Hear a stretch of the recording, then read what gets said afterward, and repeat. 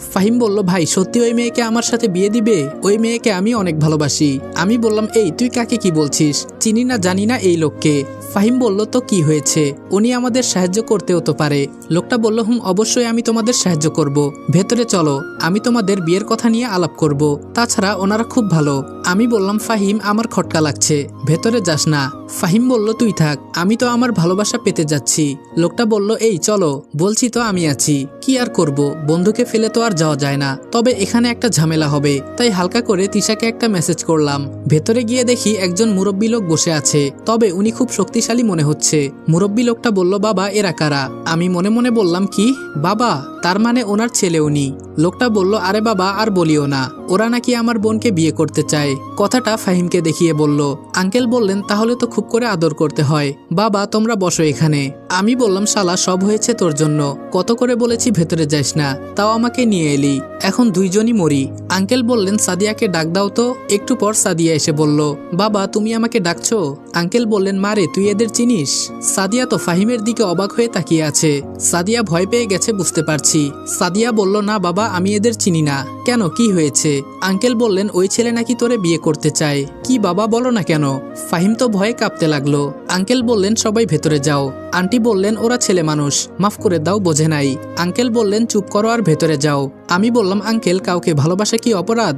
ছেলেটা বলল, কি রে তুই আমার বাবাকে ভালোবাসা শিখাস? আমি বললাম, হয়তো ও আপনার বোনকে ভালোবাসার কথা বলেছে, তাই বলে আমাদের এখানে এনে মারবেন? ছেলেটা বলল, কি আমাদের মুখে মুখে কথা? তুই জানিস আমি কে? আমি বললাম, পাওয়ার দেখান আমার সাথে। আঙ্কেল বললেন, এই তুমি তো খুব বাড়াবাড়ি করছো। আমি বললাম, আপনার মেয়েকে ও ভালোবাসে, যদি আপনারা রাজি না থাকেন তাহলে বলেন, আমরা চলে যাই, অযথা ঝামেলা বাড়াতে চাই না। আঙ্কেল বললেন, আমাদের মুখে মুখে কথা? এই বলে যে আমার দিকে লাঠি নিয়ে আঘাত করতে যাবে আমি লাঠিটা ধরে ফেললাম।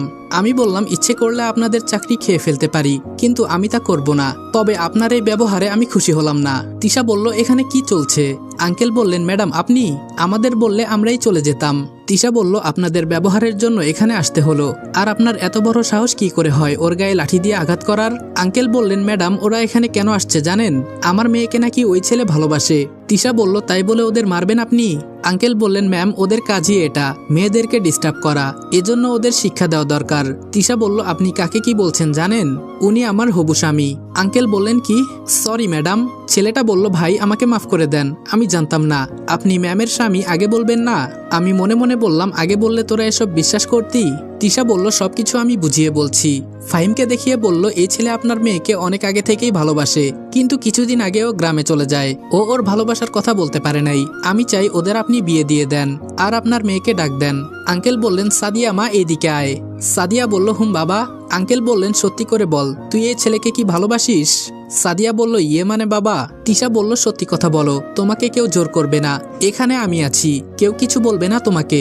সাদিয়া বলল, বাবা ওকে আমি অনেক আগে থেকেই পছন্দ করি। আঙ্কেল বললেন, তাই তো বলি, এই ছেলে যেদিন থেকে চলে গেছে আমার মেয়েও কেমন জানি চুপচাপ হয়ে গেছে। আমি কি তোকে কম ভালোবাসি? আমাকে বলবি না? তাহলেই তো এমন হতো না। তিশা বলল, আমি আর কিছু শুনতে চাই না, আপনি ওর মার সাথে কথা বলুন। আঙ্কেল বললেন, জি ম্যাম। বাবা তোমার মার নাম্বারটা বলো। ফাহিম তার আম্মুর নাম্বার দিয়ে দিল। তিশা বলল, আচ্ছা আজকে আমরা আসি। আঙ্কেল বললেন, প্লিজ ম্যাম আজকে থাকেন, কিছু খেয়ে যান। তিশা বলল, এখনো অফিসে যেতে পারি নাই, আপনারা ভালো থাকবেন, আর তোমরা সবাই চলো।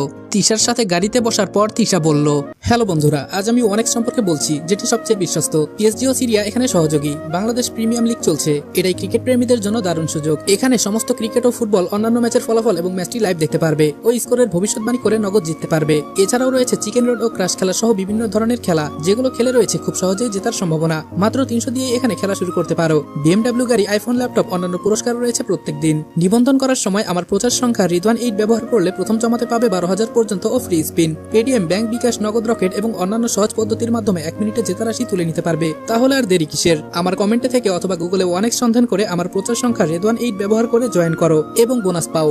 তিশা বলল, এই তোমাকে কতবার বলেছি কোনো ঝামেলায় জড়াবে না, জানো আজকে আমার অফিসে দরকারি একটা কাজ ছিল, সেই কাজ ফেলে তোমার কাছে আসতে হলো। ফাহিম বলল, ভাবি ওকে কিছু বলবেন না, সব দোষ আমার, আমি পাগল হয়ে ওকে টেনে নিয়ে গিয়েছি, না হলে এসব হতো না। তিশা বলল, আমি কি ছিলাম না? আমাকে বলতা, সবকিছু আমি রেডি করে দিতাম।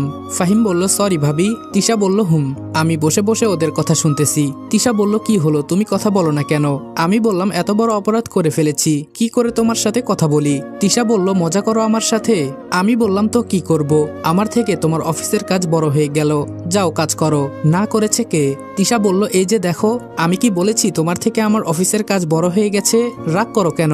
আমি বললাম, এই আমাকে নামিয়ে দাও, তোমার সাথে কোনো কথাই বলতে চাই না। তিশা বলল, আচ্ছা বাবা, সরি। আমি বললাম, তোমার সরি দিয়ে আমি কি করব? ড্রাইভার, গাড়ি থামাও। তিশা বলল, বলছি তো সরি। আমি গাড়ি থেকে নেমে গেলাম। ফাহিম আমার পেছনে পেছনে আসলো, আর তিশা গাড়ি নিয়ে অফিসে চলে গেল। মনে হয় সত্যি সত্যি কোনো দরকারি কাজ পড়ে আছে, না হলে আমার পেছনে পেছনে আসতো। ফাহিম বলল, আরে রনি, এইটা কি করলি? আমি বললাম, কি করেছি? ফাহিম বলল, ভাবির সাথে রাগ না করলেও পারতি। আমি বললাম, মাঝে মাঝে ওকে একটু শিক্ষা দিতে হয়, এইসব তুই বুঝবি না। ফাহিম বলল, যাক বাবা, আমার লাইন তাহলে পরিষ্কার, কোনো ভেজাল নাই। ভাবি যেহেতু বলেছে তাহলে বিয়ে হবেই। আমি বললাম, ফোন নাম্বার এনেছিস? ফাহিম বলল, ফোন নাম্বার কিভাবে নিব বল, কথাই বলতে পারলাম না ওর সাথে ভালো করে। আমি বললাম, দাঁড়া, আমি পরে সব ব্যবস্থা করছি। ফাহিম বলল, আচ্ছা এখন বাসায় চল, অনেক বেলা হয়ে গেছে। আমি বললাম, ফাহিম বলল, এই শহরের মানুষগুলো খুব ভালো রে। আমি হেসে বললাম, ভালো? তুই কয়দিন ছিলি এই শহরে? ফাহিম বলল, এই তো 6 মাস। আমি বললাম, খুব হাসি পায় তোর কথা শুনে। ফাহিম বলল, কেন? আমি বললাম, এই শহরে থেকে শহরের মানুষগুলোকে তুই আজও চিনতেই পারলি না। ফাহিম বলল, তুই মাঝে মাঝে কি যে বলিস, তা আমি কিছুই বুঝি না। আমি বললাম, আমার জায়গায় তুই থাকলে হয়তো এতদিনে আত্মহত্যা করতি। ফাহিম বলল, কেন রে, তোর তো শান্তি, মন্ত্রীকে বিয়ে করবি। আমি বললাম, বাদ দে, আর কথা বলতে ইচ্ছে করছে না। বাসায় এসে ঘুমিয়ে গেলাম। ঘুম ভাঙলো ঈশার ডাকে। আমি বললাম, এই কেন ঘুম থেকে ডেকে তুললি? ঈশা বলল, ভাইয়া তোকে ভাবি ডাকতেছে ভাবির রুমে যেতে। আমি বললাম, বল, পারবো না যেতে। ঈশা বলল, তুই যাবি কিনা বল, না হলে ভাবি এখানে এসে যাবে। আমি বললাম, বল, আসতেছি। আমি বাথরুমে ঢুকে ফ্রেশ হয়ে যেতে লাগলাম। ফাহিম বলল, কই যাস? আমি বললাম, তুই শুয়ে থাক, আমি একটু তোর ভাবির সাথে কথা বলে আসি। ফাহিম বলল, আমার ব্যবস্থা করে দে, আমিও একটু কথা বলি। আমি বললাম, দেখছি কি করা যায়। আমি তিশার রুমে গিয়ে দেখি বসে আছে, আমাকে দেখে জড়িয়ে ধরলো। তিশা বলল, তুমি ওই সময় আমাকে ফেলে রেগে চলে গেলা কেন? আমি বললাম, তো কি করব বলো, তুমি ওই সময় আমার বন্ধুর সামনে কি বলেছো? তিশা বলল, আচ্ছা সরি, আর কোনোদিন তোমাকে কিছুই বলবো না। আমি বললাম, আমি কখনো তোমার উপর রাগ করি না, তুমি আমার সাথে যেমন ব্যবহার করো মনে চাই তোমাকে ফেলে চলে যাই। তিশা বলল, আমি কিন্তু এখন সত্যি সত্যি কান্না করে দিব, তুমি তো জানো আমার রাগ কেমন, তাই বলে তুমি তোমার বউকে কন্ট্রোল করবা না? আমি বললাম, সেটা তো বিয়ের পর, এখন তোমাকে কিছু বললে তোমার বডিগার্ড আমাকে মারতে চাইবে। তিশা বলল, তোমাকে মারার সাহস কার আছে বলো? তুমি হচ্ছ মন্ত্রী তিশার জামাই। আমি তিশার গালে একটা চুমু দিয়ে বললাম, এই জন্যই তোমাকে আমি এত ভালোবাসি। তিশা বলল, আমি বুঝি কম ভালোবাসি তোমাকে? আমি বললাম, জানো বেবি, তোমাকে দেখলেই আমার ভেতরের রাগটা কোথায় জানি চলে যায়। তিশা বলল, আমি তো তোমার একমাত্র ঔষধ। আমি বললাম, মাঝে মাঝে মনটা কি চায় জানো? তোমাকে নিয়ে দূর আকাশে কোথাও চলে যাই, যেখানে কেউ থাকবে না, শুধু তুমি আর আমি। তিশা বলল, আমরা দুইজন যদি ঠিক থাকি তাহলে আমাদের কোথাও যেতে হবে না। আমি বললাম, বিয়ের পর তোমাকে আমি কোনো কাজ করতে দিব না, দরকার পড়লে আমি সব কাজ করব। তিশা বলল, লাভ ইউ বাবুটা, অনেক অনেক ভালোবাসি তোমাকে, কিন্তু এই ভালোবাসা দেখাতে পারি না তোমাকে। আমি বললাম, আমি জানি তো তুমি আমাকে কেমন ভালোবাসো। তিশা বলল, আচ্ছা আমরা বিয়ের পর গ্রামে যাব। আমি বললাম, আমি গ্রামে গেলে অনেক ঝামেলা হবে, আগে তোমাকে আর মারিয়াকে দিয়ে সবকিছু সমাধান করে পরে যাব। তিশা বলল, তোমাকে ছাড়া আমি কোথায় যাব? তোমাকে ছাড়া আমি থাকতে পারবো না, আর বলো গ্রামে যেতে। আমি বললাম, আচ্ছা সেসব কথা পরে হবে, কখন তুমি অফিস থেকে এলে? তিশা বলল, এই তো মাত্র। আমি বললাম, ফ্রেশও হও নাই? তিশা বলল, না, তুমি রাগ করেছো তাই আগে তোমাকে ঠান্ডা করছি। আমি বললাম, আচ্ছা যাও, তুমি ফ্রেশ হয়ে আসো। আমি বসে বসে ফোন টিপি। তিশা বলল, কোথাও কিন্তু যাবা না? আমি বললাম, আচ্ছা যাও। তিশা বাথরুমে চলে গেল। আমি বসে বসে গান শুনতে লাগলাম। আজকে নিজের ভেতরে কেমন জানি খুশি খুশি একটা ভাব লাগছে। কিছুক্ষণ পর তিশা বাথরুম থেকে বেরিয়ে এলো। তিশাকে এখন অনেক সুন্দর লাগছে, একটা গেঞ্জি পরেছে। আমি বললাম, এইটা কি পরলা? তিশা বলল, কেন বাবু, আমাকে ভালো লাগছে না? আমি বললাম, অনেক ভালো লাগছে, কিন্তু এসব পরে কি মানুষকে দেখাতে চাও? তিশা বলল, এই তোমার কি মাথা খারাপ? এই পোশাক তো যখন আমি রুমে একা থাকি তখন পরি। আমি বললাম, তাহলে আমার সামনে পরলা কেন? তিশা বলল, তুমি তো আমার স্বামী, তোমার সামনে পরাই যায়। আমি বললাম, আমি এখানে থাকলে তোমাকে দেখে নিজেকে কন্ট্রোল করতে পারবো না, পরে উল্টাপাল্টা সবকিছু করে ফেলবো, তাই আমি গেলাম। তিশা বলল, এই দাঁড়াও। আমি দৌড়ে বেরিয়ে গেলাম। তিশাকে যে এত সুন্দরী লাগছে তা বলে বোঝাতে পারবো না। মারিয়া বলল, আরে রনি, দৌড়ে কোথায় যাস? আমি বললাম, দৌড়ে পালাই। মারিয়া বলল, কেন, কি হয়েছে যে ম্যামের রুম থেকে দৌড়ে পালিয়ে যাচ্ছিস? আমি বললাম এসব তুই বুঝবি না, এখন ওই মেয়েটার নাম্বারের ব্যবস্থা কর। মারিয়া বলল আমি পারবো না, পারলে তুই কর। আমি বললাম আজকে দেখলি তো ওরা আমাকে মারতে চাইছিল। মারিয়া বলল মারার কাজ করলে তো মারবেই। আমি বললাম আর বলিস না, সব দোষ ওই ফাহিমের, শালা আমাকে টেনে ভেতরে নিয়ে গেছে। মারিয়া বলল আমি তো আগেই বলেছি ও একটা মগা। আমি বললাম কিরে তুই সেই প্রথম থেকে আমার বন্ধুকে মগা বলছিস? মারিয়া বলল আরে ওর কোনো বুদ্ধি শুদ্ধি নাই। আমি বললাম তোরে কইছে। আচ্ছা তোর বিয়েটা কবে খাবো? মারিয়া বলল আগে তোরটা খাই, পরে না হয় আমারটা খাইস। আমি বললাম আচ্ছা তোর প্রেম কেমন চলছে? মারিয়া বলল খুব ভালো, তবে ওকে সময় দিতে পারি না রে কাজের জন্য। আমি বললাম আগে তোর সবকিছু ঠিক রেখে পরে কাজ করবি, না হলে সবকিছুই শেষ হয়ে যাবে। মারিয়া বলল ঠিকই বলেছিস, তবে তোর বিয়ে উপলক্ষে কয়েকদিন ছুটি পাবো মনে হয়। আমি বললাম ছুটির পর আবার দেখিস রুম রেট করে ফেলিস না। মারিয়া বলল আমি তো আর তোর মতো লুচ্চা না। আমি বললাম আমি কই লুচ্চামি করলাম দেখা তুই। মারিয়া বলল কানার তো মনে মনেই জানা, তোর আজাইরা কথা শোনার মতো সময় নাই, যা এখান থেকে, আমার অনেক কাজ আছে। আমি বললাম তোর আর তোর ম্যাডামের কাজ জীবনেও শেষ হবে না। মারিয়া বলল ম্যাম তো সবকিছু করে তোর জন্য, ম্যামের টাকা থাকলে সব তো তোকেই দিবে নাকি? আমি বললাম আমি তো বলেছি আমার টাকার দরকার, জীবনে সুখ না থাকলে টাকা দিয়ে কি করব বল, টাকা দিয়ে কি আর সুখ কেনা যায়? মারিয়া বলল এই শহরে টাকা দিয়ে সুখ কেনা বেচা হয়। আমি বললাম তবে সেটা অন্য কারো কাছে হতে পারে, আমার কাছে না। মারিয়া বলল দেখাই যাবে, সময় তো এখনো শেষ হয় নাই। আমি বললাম আচ্ছা যাই, তুই কাজ কর। মারিয়া বলল দেখতে দেখতে 6 দিন চলে গেল, আগামীকাল আমার বিয়ে। ফাহিম বলল রনি কালকে তো তোর বিয়ে, কাছের মানুষ কেউ থাকলে আসতে বল। আমি বললাম আমার কাছের মানুষ একমাত্র তুই, আর কেউ নাই। তবে একজন আঙ্কেল ছিল, তাকে বিয়েতে আসতে বলতাম, তবে উনি এই বিয়েতে আসলে খুব কষ্ট পাবেন। ফাহিম বলল বিয়েতে আসে সবাই মজা করার জন্য, আর তুই বলিস কষ্ট পাবে, বুঝলাম না। আমি বললাম কিছু কিছু কথা মনের ভেতরে চাপা পড়ে আছে, সেগুলো ভেতরে থাক, বের না করাই উত্তম। ফাহিম বলল আচ্ছা আমি একটু বাইরে যাব ওর সাথে ঘুরতে। আমি বললাম কে সাদিয়া? ফাহিম বলল আমি বললাম কিন্তু ওর ফোন নাম্বার তো তোর কাছে নাই। ফাহিম বলল আম্মুর কাছ থেকে নিয়েছি, আর বলেছে বিয়ে হবে 3 মাস পর, আর আমাকে নাকি কোন একটা কোম্পানিতে চাকরি দিবে। আমি বললাম তাহলে তো খুব ভালো, তোর আর গ্রামে যেতে হবে না। ফাহিম বলল গ্রামে আর ভালো লাগে না। আমি বললাম আমি যদি পারতাম সারা জীবন গ্রামে পড়ে থাকতাম, এই শহরে আর আসতাম না। আচ্ছা তুই যা, আর এই নে এখানে 5000 টাকা আছে, এনজয় কর। ফাহিম বলল এমনি তুই আমার কাছে টাকা পাস, আগের টাকাগুলো এখনো দিতে পারি নাই। আমি বললাম আরে যা, যখন তোর হাতে টাকা থাকে তখন দিস, কোনো সমস্যা নাই। ফাহিম বলল অনেক অনেক ধন্যবাদ বন্ধু। আমি বললাম ফাহিম চলে যাওয়ার পর আমি ছাদে চলে গেলাম। আজকের আকাশটা খুব সুন্দর লাগছে, মেঘলা মেঘলা অবস্থা। খুব করে আজকে মিতুর কথা মনে পড়ছে, কেন জানি এখন মনে হচ্ছে আমি মিতুকে ভালোবেসে ফেলেছি। দূর থেকেই কাউকে যে এত ভালোবাসা যায় তা আমি এখন বুঝতে পারছি, কিন্তু এখন আমার এসব চিন্তা করে লাভ আছে? আগামীকাল আমার বিয়ে, তিশার হাতে বন্দী হয়ে যাব আমি। কোনো মেয়ের সাথে কথা বলতে হলেও তিশার কাছ থেকে আগে অনুমতি নিতে হবে। আচ্ছা আমার কাছে তো মিতুর ইমো নাম্বার আছে, শেষবারের মতো একটু কল করে দেখব। কি মনে করে যেন মিতুর ইমো নাম্বারে কল দিলাম, দিতেই ধরে ফেললো। মিতুর সাইড থেকে শব্দ আসলো দাঁড়া দাঁড়া, কে কল দিয়েছে আগে দেখি। এরপর মিতু বলল কে বলছেন। আমি মিতুর কথা শুনে বুঝতে পারছি ও খুব খুশিতে বান্ধবীদের সাথে আছে, ওকে আর কষ্ট দিতে চাই না, তাই ফোনটা কেটে দিয়ে অফলাইন হয়ে গেলাম।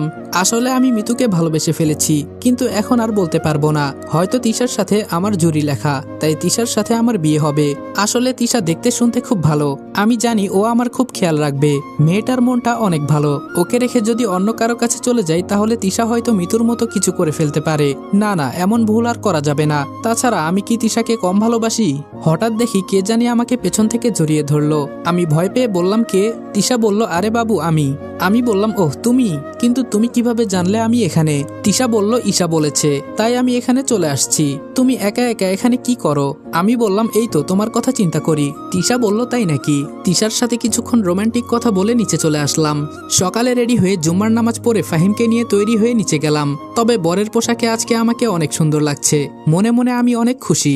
আজকে আমার বিয়ে হতে যাচ্ছে, তবে মন্ত্রীর বিয়ে বলে কথা, অনেক মানুষ আসছে। সবকিছু রেডি করে কাজী আমাকে বলল বলো বাবা কবুল। তিশার দিকে তাকিয়ে দেখি খুব খুশি। তিশা চোখের ইশারাতে বলল তাড়াতাড়ি যেন কবুল বলি। আমি বললাম জি কবুল। তখনই তিশা বাবা বলে একটা চিৎকার দিল। আমি তাকিয়ে দেখি আঙ্কেলের বুকে কে জানি একটা গুলি করেছে। মুহূর্তের মধ্যেই সবাই দৌড়াদৌড়ি করে চলে গেল। আমি দৌড়ে আঙ্কেলের কাছে যেতেই আঙ্কেল বললেন, বাবা আমি আর হয়তো বাঁচব না, আমার মেয়েটাকে দেখে রাখিও। তিশা বলল, না বাবা তোমার কিছু হবে না, এখনই তোমাকে হাসপাতালে নিয়ে যাব। কিন্তু আঙ্কেল আর কোনো কথা বলে নাই। মৃত্যুর যন্ত্রণা কেমন হয় আজকে আঙ্কেলকে দেখে বুঝতে পারছি। তিশা আঙ্কেলকে জড়িয়ে ধরে কান্না করছে। আমি বললাম, মারিয়া তাড়াতাড়ি দেখ এসব কে করেছে। হঠাৎ সুমন কোথায় থেকে দৌড়ে এসে বলল, স্যার সবকিছু শেষ হয়ে গেল আমাদের। ম্যামের বাবাকে মেরেছে ওই মেয়র আর মেহেদির ভাড়া করা গুন্ডা। তিশা বলল, কি? সুমন বলল, হুম সত্যি ম্যাম। তিশা বলল, তোমরা তো মেয়র আর ওর ছেলেকে মেরে ফেলেছ, তাহলে ও বেঁচে আছে কিভাবে? আমি বললাম, আসলে তিশা হয়েছে কি? আমি কিছু বলার আগে ঠাস ঠাস করে 2টা চড় দিল আমাকে। তিশা বলল, আমি তোর কোনো কথা শুনতে চাই না। আসলে রাস্তার কুকুর রাস্তায় মানায়, কোনো রাজপ্রাসাদে না। তোকে আমি আমার চোখের সামনে দেখতে চাই না। আমার সাথে মিথ্যা কথা বলা, তোর জন্য আমার বাবা আজকে মারা গেছে। তুই এখান থেকে চলে যা। আর মারিয়া তোকে আমি কত বিশ্বাস করতাম, আর তুই কিনা আমার সাথে মিথ্যা কথা বললি। মারিয়া বলল, ম্যাম এসব কথা বলতে রনি আমাকে বলেছে। ও বলেছে আপনাকে আমি যেন মিথ্যা বলি। তিশা কান্না করতে করতে বলল, তোকে আমি কি বলেছি? এখান থেকে চলে যা, না হলে আমি তোকে গুলি করে মেরে ফেলবো। আমার সাথে কেন মিথ্যা বললি? তোর কারণে আজকে আমার বাবা মারা গেছে। আমি বললাম, আমার কথাটা তো শোনো। তিশা বলল, তোর কোনো কথা আমি শুনতে চাই না। তুই এখান থেকে যাবি নাকি আমি তোর ঘাড় ধাক্কা দিয়ে বের করে দিব। আমি একটা হাসি দিয়ে বললাম, তা আর করতে হবে না, ভালো থাকিও। আমি চলে যাচ্ছি ঈশা আর আম্মুকে নিয়ে। আয় ফাহিম চল। আজকে নিজের ভেতরটা কেমন করে জানি আগুন জ্বলছে। যার জন্য এত কিছু করলাম সে বলে আমি নাকি চোর। ফাহিম বলল, কি থেকে কি হয়ে গেল বন্ধু? আমি বললাম, আমার কপালেই ছিল এগুলা। হঠাৎ দেখি রং নাম্বার থেকে একটা কল এলো। ফোনটা রিসিভ করে বললাম, কে বলছেন? ওপাশ থেকে বলল, আরে আমাকে চিনো না, আমি পরি। আমি বললাম, আরে পরিটাকে সেটা তো বলবেন। পরি বলল, কষ্টের জীবন আইডির পরি।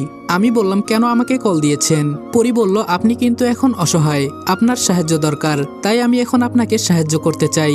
আমি বললাম, দরকার নাই আপনার সাহায্যের, আপনি সবকিছুই জানতেন যে আমার বিয়েতে এমন হবে, তাও আপনি আমাকে বললেন না। পরি বলল, আমি আপনাকে অনেক আগেই বলেছি, কিন্তু আপনি আমার কথা শুনেন নাই। এখানে আমার কি করার আছে বলেন? আমি বললাম, এখন আমার কাছে আপনি কি চান? পরি বলল, সামনে একটা লাল রঙের মাইক্রো আছে, দেখেছেন? আমি বললাম, হুম আছে। পরি বলল, ওইটাতে উঠেন, ও একটা বাসার সামনে নামিয়ে দিবে। মনে করেন এই বাসাটা আমার তরফ থেকে আপনাকে ফ্রি দিলাম ভালোবাসা হিসেবে। আমি বললাম, এখন আমার কোনো সাহায্যের দরকার নেই, সবাই বেঈমান। পরি বলল, আরে আরে আমার কথাটা তো শুনেন।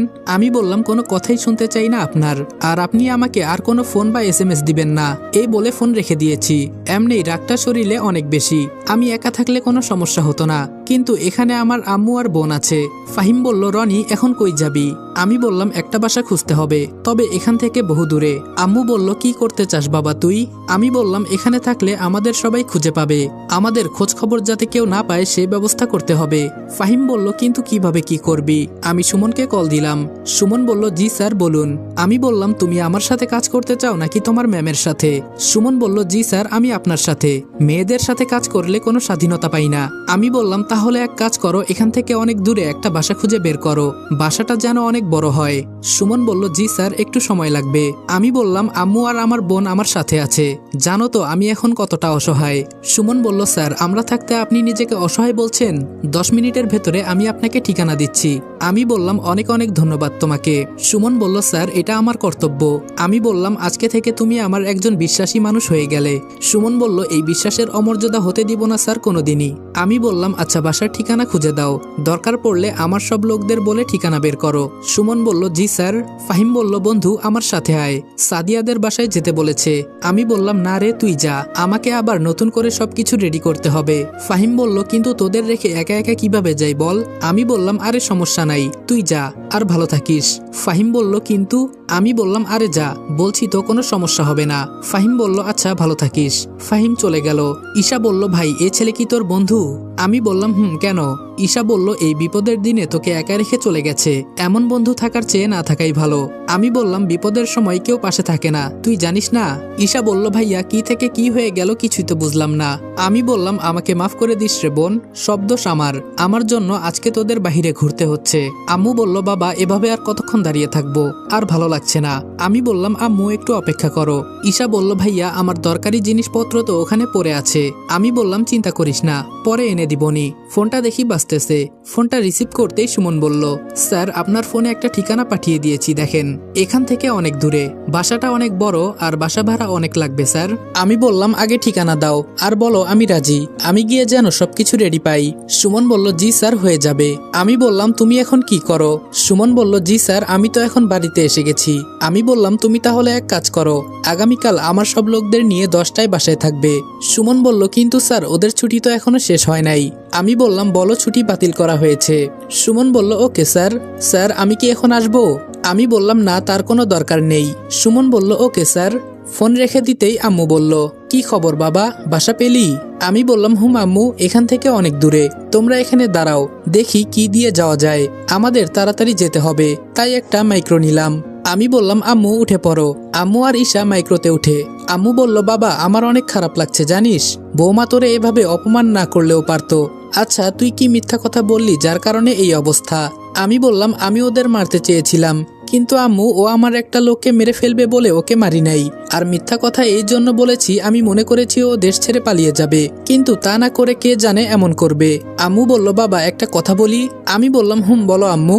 আম্মু বলল পশুদের কখনো মাফ করবি না, এটা আমার কথা, ওরা দেশের ক্ষতিকর ময়লা আবর্জনা, সব কয়টাকে মেরে দেশের ময়লা কমাবি। আমি বললাম আচ্ছা আম্মু, আচ্ছা মানুষ হয়ে আরেকটা মানুষকে কিভাবে মারতে পারে বুঝি না। আম্মু বলল ওই তো বললাম না বাবা, ওরা হলো পশু, তাই ওদের আগে মারতে হবে। আমি বললাম হয়তো আম্মু তুমি ঠিকই বলেছ। ঈশা বলল ভাইয়া। আমি বললাম হুম বল। ঈশা বলল মানুষের ভরসায় অনেক জায়গায় থেকেছি, এখন আর না, এমন না করে তুই নিজে কিছু কর। আমি বললাম হুম বোন তুই ঠিক বলেছিস, কখনো অন্যের উপর ভরসা করে সবকিছু করা যায় না। মারিয়া বলল ম্যাম এখন কি করবেন? তিশা বলল তুমি অন্তত সত্যি কথাটা বলতা, তাহলে আজকে আমার বাবা আর মারা যেত না। মারিয়া বলল ম্যাম আমি তো আপনাকে সত্যি কথা বলতেই চেয়েছিলাম, কিন্তু ওই রনি বলেছে সত্যি কথা বলা লাগবে না, ওরা নাকি আর আসবে না। তিশা বলল ওই রনির বাচ্চাকে আমি ছাড়বো না, সব কয়টাকে আমি দেখে নিব। মারিয়া বলল কি করতে চান ম্যাম? তিশা বলল দেশের যত নামকরা গুন্ডা আছে সবগুলোকে আমার বডিগার্ড হিসেবে নিয়োগ দাও। মারিয়া বলল কিন্তু ম্যাম ওরা কি আসবে? তিশা বলল যে না আসবে তাকে পুলিশ দিয়ে জেলে ঢুকিয়ে দিবে। মারিয়া বলল জি ম্যাম হয়ে যাবে। তিশা বলল ওই মেয়রের দলের 2টা বডিগার্ড ছিল না? মারিয়া বলল জি ম্যাম, একজন আছে, আরেকজন বলেছে চাকরি করবে না। তিশা বলল কেন না করেছে? মারিয়া বলল বলতে পারবো না। তিশা বলল চারদিকের খবর খুব ভালো করে রাখো। মারিয়া বলল জি ম্যাম। মারিয়া চলে গেল। তিশা বসে বসে কান্না করছে। কেন এমন করলে রনি? আমাকে সত্যি কথাটা বলতে, আমি কি তোমাকে ভালোবাসতাম না? তুমি এমন না করলেও পারতে, আমাকে বলতা, তাহলে তো আজকে আমাকে আর এই দিন দেখতে হতো না। আমার বাবা মারা গেছে তোমার জন্য, তোমাকে কিভাবে মাফ করি বলো? এরপরেও আমি তোমাকে ভালোবাসি।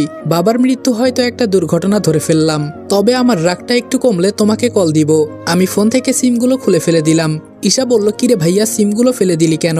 আমি বললাম তোর ফোনে তিশার নাম্বার থাকলে ব্লক করে দিবি, আর ফেসবুকও, আমি যাতে না শুনি তিশার সাথে তোর কথা হয়েছে। ঈশা বলল ওকে ভাইয়া। দেখতে দেখতে বাসার সামনে নামিয়ে দিল। তবে এখানে বেশি বাসা নাই, 2-1টা আছে, তবে অনেক দূরে দূরে। যখন গাড়ি ভাড়াটা দিতে যাব তখন ড্রাইভার বলল স্যার আপনার নাম কি রনি? আমি বললাম হুম, তুমি জানো কিভাবে? ড্রাইভার বলল স্যার আমাকে বলেছে আপনাকে বাসা দেখিয়ে দিতে, আর এই নিন চাবিগুলো, পুরো বাসাটা খালি। আমি বললাম এখানে কেউ থাকতো না? ড্রাইভার বলল জি থাকতো, তবে ওরা একটু ঝামেলার জন্য চলে গেছে, বাসা ভাড়া বেশি এজন্য। আমি বললাম ও আচ্ছা, তুমি এক কাজ করো, এখানে কোনো কাজের বুয়া পাওয়া যাবে? ড্রাইভার বলল জি স্যার পাওয়া যাবে। আমি বললাম তাহলে একটু কষ্ট করে বলবা কালকে থেকে আসতে। ড্রাইভার বলল জি হয়ে যাবে, তাহলে আমি যাই স্যার? আমি বললাম হুম যাও। আম্মু বলল এসবের কি দরকার ছিল, আমি আছি না, বুয়া কেন লাগবে আবার? আমি বললাম আরে আম্মু তোমার বয়স হয়েছে না, তুমি আর কত করবা? ঈশা বলল তো কি হয়েছে ভাইয়া, আমি আম্মুকে সাহায্য করতাম। আমি বললাম যে নিজের খাবার বেড়ে খেতে চায় না সে নাকি আবার আম্মুকে সাহায্য করবে। ঈশা বলল ওয়াও ভাইয়া, এই সম্পূর্ণ বাসাটা কি তুই ভাড়া নিলি? আমি বললাম হুম, কেন পছন্দ হয় নাই? ঈশা বলল পছন্দ তো হয়েছে, তবে বাসাটা অনেক বড়, সেই হিসেবে মানুষ অনেক কম। আমি বললাম আমার কাজের জন্য এই বাসাটা রেখেছি, উপরের রুমে আমরা থাকবো আর নিচের রুম খালি থাকবে। ঈশা বলল কি করবি এখন তুই? আমি বললাম এসব তোর বুঝতে হবে না, তুই উপরে যা আম্মুকে নিয়ে, আমি একটু বাজার করে আসি। ঈশা বলল আচ্ছা যা তাহলে, তবে তাড়াতাড়ি আসিস। আমি বললাম কেন, ভয় পাস নাকি এখানে? ঈশা বলল আমি ভয় পাই তোরে কে বলছে? আমি বললাম বুঝি বুঝি, তোর কলিজাটা অনেক ছোট। ঈশা বলল হপ, তুই যাবি? আমি বললাম হুম। আম্মু তোমার কিছু লাগবে? আম্মু বলল না বাবা। আমি বললাম ফোনে খাবার অর্ডার দিয়েছি, আসলে পরে খেয়ে নিও। আম্মু বলল এসব লাগবে না বাবা। আমি বাজারে চলে গেলাম, বাজার করে আম্মুর কাছে দিলাম। পরের দিন সকাল 10টার দিকে সবাই চলে এলো। সুমন বলল স্যার ভালো আছেন? আমি বললাম ভালো আছি, তোমরা সবাই কেমন আছো? সবাই বলল জি স্যার অনেক ভালো, কিন্তু আমরা এইখানে কি করব স্যার? আমি বললাম ঈশা ভেতরে যা। ঈশা বলল থাকি না ভাইয়া, দেখি তুই কি বলিস। আমি বললাম ভেতরে যেতে বলেছি না তোকে? ঈশা বলল যাচ্ছি তো। ঈশা ভেতরে যেতেই আমি বললাম এখানে অবৈধ পথে ব্যবসা করে কে কে, আর কে কি করে এই জায়গার সব খোঁজ খবর আমি চাই। ওরা বলল জি স্যার হয়ে যাবে। আমি বললাম হয়ে যাবে বললে হবে না, কাজে লেগে পড়ো। আর সুমন সুন্দর করে সবকিছুর খবর রাখবে যাতে তোমাদের কেউ চিনতে না পারে। সুমন বলল ওকে স্যার। এই সবাই চলো। আমি বললাম আর একটা কথা, সবাই একসাথে কাজ করব ঠিকই, তবে কেউ বেইমানি করবা না। সবাই কাজে বেরিয়ে গেল। বিকালে আবার সবাই একসাথে আসলো। আমি বললাম কি খবর, কোনো কিছুর খোঁজ পেলে? সুমন বলল স্যার অনেক পেয়েছি, তবে আজকে রাতে এই ট্রাকে করে 50 কোটি টাকা আসবে, তবে সবটা অবৈধ টাকা স্যার। আমি বললাম আমাদের লোক কয়জন এখানে? সুমন বলল জি স্যার 17 জন। আমি বললাম হয়ে যাবে, সবাই আজকে রাতে তৈরি থাকবে, ওই টাকাগুলো আমি নিতে চাই। সুমন বলল কিন্তু স্যার আমরা কি পারবো, আমরা এখানে নতুন। আমি বললাম বুকে ভয় রাখলে কিছুই করতে পারবে না, বুকে সাহস রাখো তাহলে সবকিছুই করতে পারবে। সুমন বলল স্যার আপনি সাথে থাকবেন তো? আমি বললাম আমি না গেলে তোমরা কিছুই করতে পারবে না। সুমন বলল কিন্তু স্যার এই মিশনটা একটু দূরে। আমি বললাম আরে বলেছি তো, এত ভয় পেও না, সবকিছু আমি সামলে নিব। তিশা বসে বসে একাধারে চিন্তায় মগ্ন। হঠাৎ দেখে উপর মহল থেকে কল আসছে। তিশা বলল জি স্যার বলুন। আজকে রাতে এই জায়গা দিয়ে 50 কোটি টাকা যাবে, সবগুলো অবৈধ টাকা। তিশা বলল কিন্তু স্যার পুলিশ থাকতে আমাকে কেন বলতেছেন? অপর সাইড থেকে বলল এজন্যই বলছি, আমি শুনেছি তোমার কাছে দেশের নামকরা গুন্ডা আছে, আর পুলিশ আর তোমরা মিলে কাজ করলে আশা করি কাজটা সহজ হয়ে যাবে। তিশা বলল স্যার আমার বাবা মারা গেছে, আর আমি কিভাবে কিছু করব? অপর সাইড থেকে বলল দেশের কাজ করতেই হবে, এখানে কোনো কারণ চলবে না। তিশা বলল আচ্ছা ঠিক আছে স্যার। ফোনটা রেখে মারিয়াকে ডাকতে লাগলো। মারিয়া বলল জি ম্যাম বলেন। তিশা বলল একটু পরে পুলিশ আসবে, আর এই গুন্ডাদের নিয়ে শক্তিশালী একটা টিম গঠন করো। মারিয়া বলল জি ম্যাম হয়ে যাবে। আমি বসে বসে সবকিছু রেডি করছি আর চিন্তা করছি কিভাবে কি করতে হবে। সুমন বলল স্যার রাত তো হয়ে আসছে, আমরা কি করব? আমি বললাম সবাইকে তৈরি করেছ তো? সুমন বলল জি স্যার কাউকে চিনবে না, খুব সতর্কতার সাথে ওদের তৈরি করেছি। আমি বললাম গুড, তবে এত টাকাগুলোর জন্য আরো মানুষ আক্রমণ করতে পারে। সুমন বলল আমিও এই কথাই বলতে চেয়েছি, আমরা কিভাবে কি করব যদি একটু বলে দিতেন। আমি বললাম একটা ডেড বডি আর একটা ট্রাক জোগাড় করবে। সুমন বলল হয়ে যাবে স্যার। আমি বললাম প্রথমেই যখন ট্রাকটা রাস্তার মোড় পার করবে, পেছনের রাস্তায় গ্রেনেড অথবা ফ্ল্যাশ গ্রেনেড দিয়ে উড়িয়ে দিবে, যাতে পেছনের কেউ সামনে আসতে না পারে। আর আমি ওই ট্রাকের ড্রাইভারকে মেরে ট্রাক নিয়ে চলে যাব, আর তুমি অন্য একটা ট্রাক নিয়ে ওই রাস্তা দিয়ে যাবে, যাতে বুঝতে পারে ট্রাক নিয়ে কেউ পালিয়ে যায় নাই। আর ডেড বডি ভেতরে রেখে তুমি বের হয়ে বোম দিয়ে উড়িয়ে দিবে, যাতে ওরা বুঝতে পারে সবকিছু পুরো ছাই হয়ে গেছে। সুমন বলল ওয়াও স্যার, আপনার বুদ্ধির তুলনা হয় না। আমি বললাম এখানে আরেকটা ব্যাপার আছে। সুমন বলল সেটা কি স্যার? আমি বললাম ট্রাক রাস্তা দিয়ে আসার আগে অন্য কেউ আক্রমণ করতে পারে, আমরা যদি আগে আক্রমণ করি তাহলে ওরা সুযোগ পেয়ে যাবে, এজন্য ওরা আগে আক্রমণ করে আমাদের রাস্তা পরিষ্কার করে দিবে, পরে আমরা গিয়ে সবকিছু নিয়ে আসব, তাহলে খুব সহজ হবে। সুমন বলল স্যার বুঝলাম, তাহলে ওদের আমি সবকিছু বলে রেডি থাকতে বলি। আমি বললাম আর পেছনের দিকটা ওদের সামলাতে বলবে। সুমন বলল জি স্যার। দেখতে দেখতে রাত হয়ে গেল। সুমন বলল স্যার আমরা তৈরি, চলেন। আমি বললাম চলো। আমরা সবাই গিয়ে আড়ালে লুকালাম। সুমন বলল ওই তো স্যার ট্রাক এসে গেছে, আমরা কি যাব? আমি বললাম না, কারো যেতে হবে না, চুপ করে দেখো আগে কি হয়। একটু পরে দেখি কোথায় থেকে পুলিশ এসে গুলি করছে। সুমন বলল স্যার সাথের মেয়েটাকে কেমন কেমন চেনা চেনা লাগছে। আমি বললাম এই দিকে নজর না দিয়ে ওদের দিকে নজর দাও। অনেকক্ষণ গোলাগুলির পর। আসসালামু আলাইকুম এভরিওয়ান। ভিডিওটা ভালো লাগলে লাইক এবং কমেন্ট করে দিও, আর চ্যানেলে নতুন হলে সাবস্ক্রাইব করতে ভুলবে না। আর বর্তমান আমাদের চ্যানেলে ওয়ার্নিং চলতেছে, তাই যত বেশি পারো লাইক কমেন্ট এবং শেয়ার করে দিও ভিডিওটা। তো দেখা হচ্ছে নেক্সট ভিডিওতে, ততক্ষণ ভালো থাকবা, সুস্থ থাকবা, আল্লাহ হাফেজ।